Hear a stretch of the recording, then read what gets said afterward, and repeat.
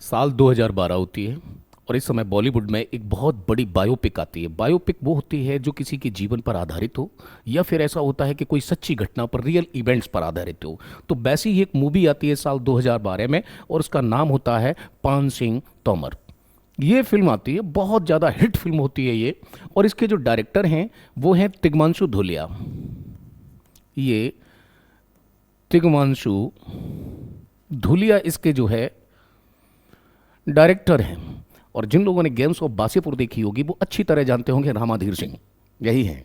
ये अभिनेता भी हैं और ये डायरेक्टर भी हैं। अब इस फिल्म को जब रिलीज किया जाता तो बहुत ब्लॉकबस्टर पर ये हिट फिल्म होती है। उसके बाद में जब नेशनल फिल्म पुरस्कार दिए जाने का समय आता है कि राष्ट्रीय फिल्म पुरस्कार दिए जाएंगे, तो एक नहीं दो नहीं, इस मूवी को चार चार श्रेणियों में राष्ट्रीय फिल्म पुरस्कार मिलता। बेस्ट एक्टर के लिए इरफान खान को, दिवंगत इरफान खान को बेस्ट एक्टर के लिए दिया जाता राष्ट्रीय फिल्म पुरस्कार।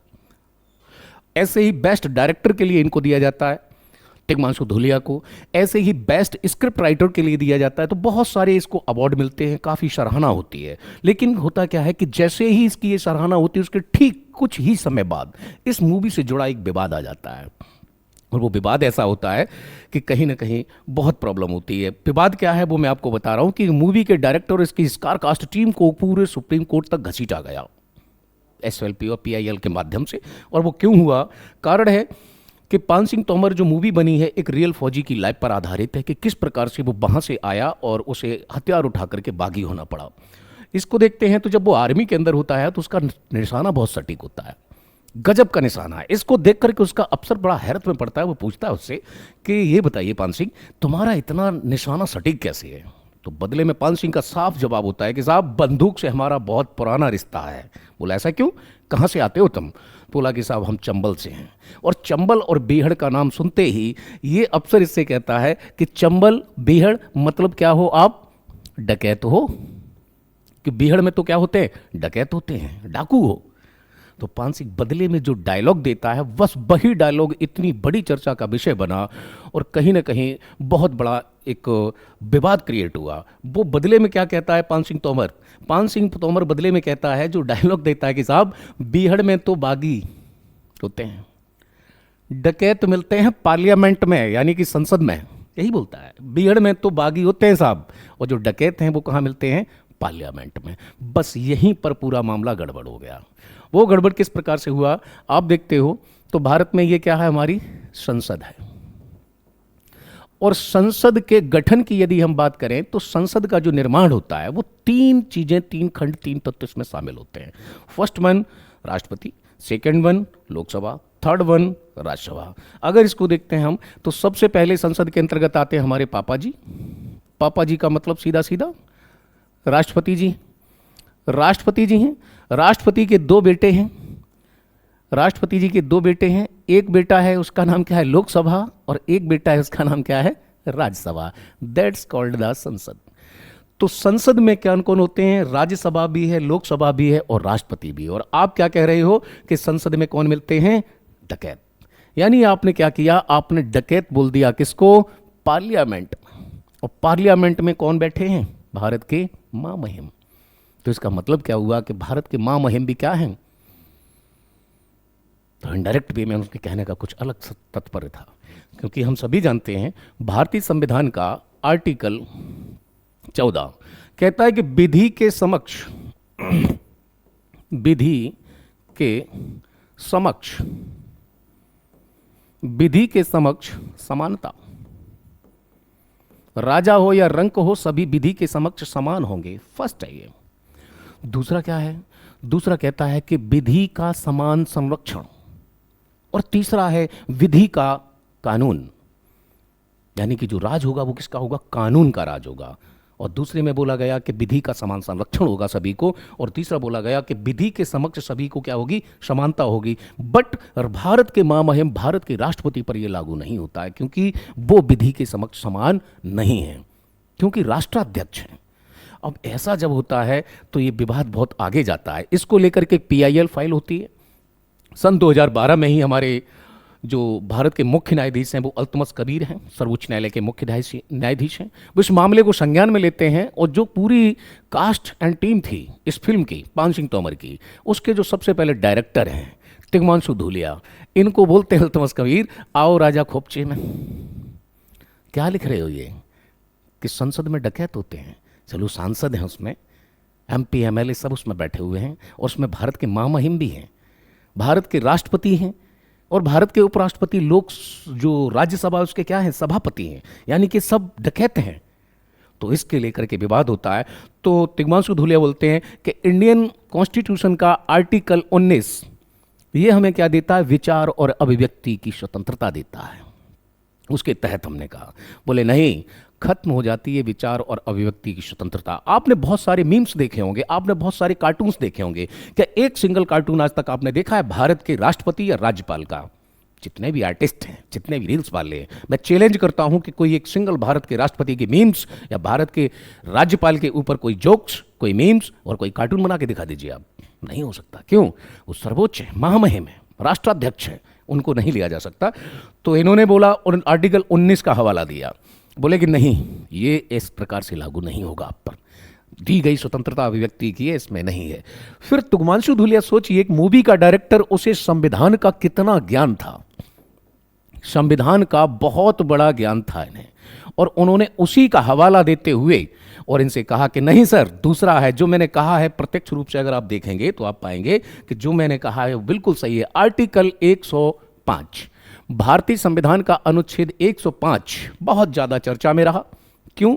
क्योंकि यह कहता है कि संसद के जो सदस्य हैं, संसद के सदस्य यानी कि मेंबर ऑफ पार्लियामेंट जो हैं, उन्हें क्या मिले हुए हैं, विशेषाधिकार मिले हैं,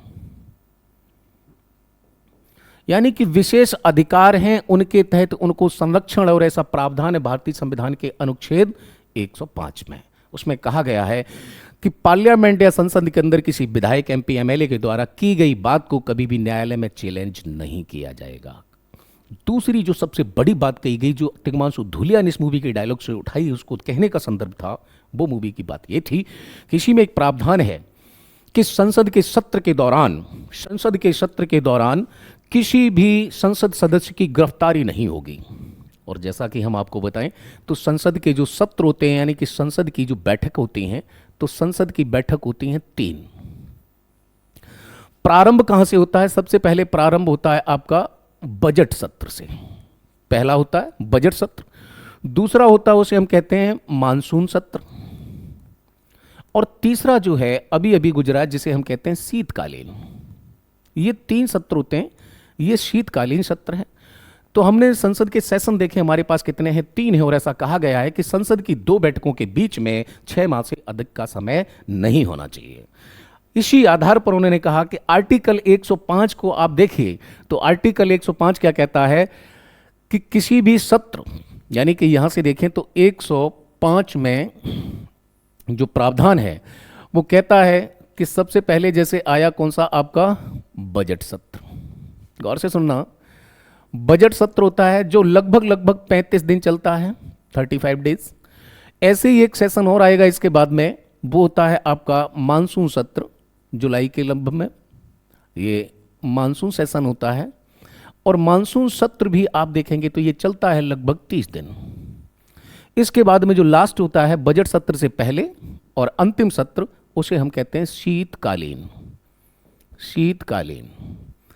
और ये भी लगभग चलता है 35 दिन, 30 दिन, ये 30 दिन।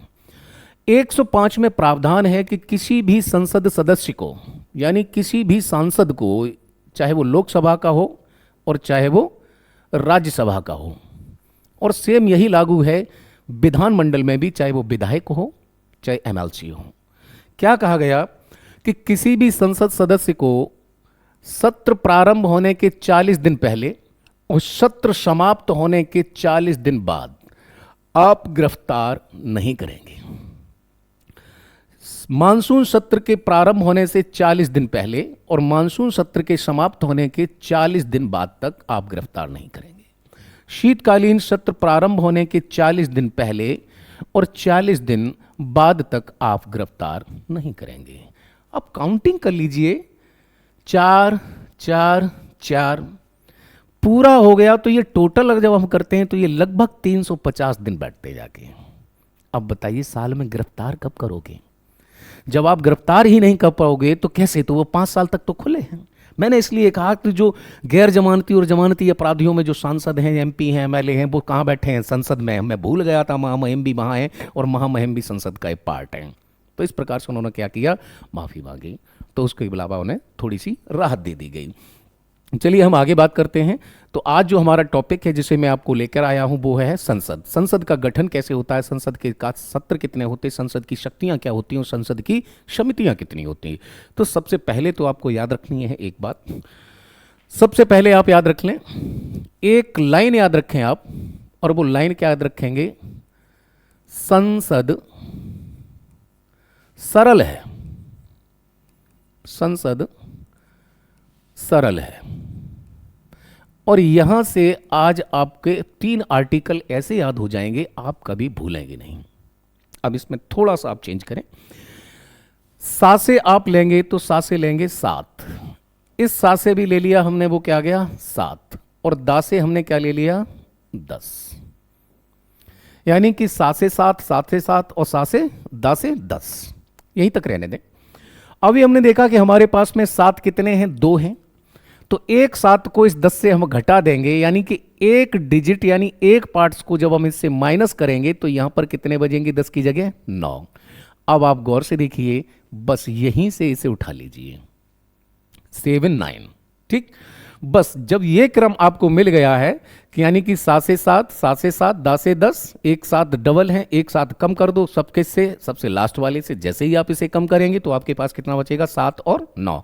इसका मतलब सीधा सीधा होता है कि सा से हुआ संसद अनुच्छेद कौन सा है? 79। रा से हुआ राज्यसभा अनुच्छेद कौन सा है? 80। ला से हुआ लोकसभा अनुच्छेद कौन सा है? 81। Is that right? अब देखो कि संसद सरल है, इसका मतलब ये हुआ सा से 7, सा से 7, दा से 10, एक साथ 7 हमने कम किया तो एक को अगर घटाएंगे इसमें से, हालांकि 9 बचेगा, 7 घटाओगे 3 नहीं, हम एज्यूम करते हैं मोनोमेट टेक्निक से कि एक साथ जो एक हमारी इकाई उसको हमने कम कर दिया किससे? 10 से। तो कितने बचे? 9। अब जब 9 बचते हैं तो 9 बचते हैं और 7 एक हमारे पास ऑलरेडी है, तो 7 और 9 कितना हो जाएगा आपका? यानी कि इसको हमने क्या किया था? इसको डिडक्ट किया था, तो 7 और 9, यानी कि अब आ जाओ, ये डिजिट को आपने पकड़ लिया तो इस सा से हो गया संसद, अनुच्छेद कौन सा है इसका? आर्टिकल 79। रा से हो गया राज्यसभा, अनुच्छेद कौन सा है? 80। ला से हो गया लोकसभा, अनुच्छेद कौन सा है? 81। ठीक, तो इसी प्रकार से जब हम आगे की ट्रिम में चलते हैं तब आता है कि संसद का गठन किससे मिलकर के होता है। तो संसद के गठन की यदि हम बात करें तो संसद का जो गठन होता है वो 3 लोगों से मिलकर को होता है। सबसे पहले देखना उसमें 3 चीजें शामिल होती हैं। संसद में 3 चीजें सम्मिलित होती हैं, तो वैसे ही मैं बता चुका हूं। सबसे पहले आप डायग्राम बना लेंगे एक। सबसे पहले क्या होते हैं? राष्ट्रपति महोदय होते हैं। राष्ट्रपति के बाद में यहां पर क्या होगी? लोकसभा होती है, और यहां पर क्या होती है? राज्यसभा होती है। और ये जो 3 चीजें हैं यही मिलकर के बनती हैं किसमें? संसद में। और कहा जाता है कि संसद देश की सबसे बड़ी पंचायत, ठीक, एक नॉर्मल भाषा में सबसे बड़ी पंचायत, सबसे बड़ी पंचायत। दूसरा इसके बारे में कहा जाता है कि संसद का मुख्य कार्य है विधि का निर्माण करना, विधि का निर्माण करना, विधि का निर्माण। तो ये संसद में आ जाता है। तो संसद में सत्र होते हैं। संसद के सत्र कितने होते हैं? अभी अभी आपको बताया कितने? 3। बजट सत्र, मानसून सत्र और शीतकालीन सत्र। आइए आगे चर्चा करते हैं हम कि संसद को डिटेल से लिखने की कोशिश करते हैं, इसको सही से समझने का प्रयास करते हैं कि किस प्रकार से इसमें। तो सबसे पहले हम देखते हैं कि संसद के सत्र कितनी बैठकें होंगी, कितना गैप होना चाहिए, और संसद का जब संयुक्त अधिवेशन यदि बुलाया जाए कि लोकसभा राज्यसभा दोनों के बीच में जब क्या चल रहा है मतभेद, तो ऐसे ही एक ज्वाइंट पार्लियामेंट जो सेशन है वो बुलाया जाता है। अब उसमें क्या है, एग्जाम्स में कई बार पूछता है संयुक्त अधिवेशन को बुलाता कौन है? तो वो राष्ट्रपति, लेकिन अध्यक्षता राष्ट्रपति जी नहीं करते, अध्यक्षता हमेशा कौन करेगा? स्पीकर। चलिए आगे हम कंटिन्यू करते हैं।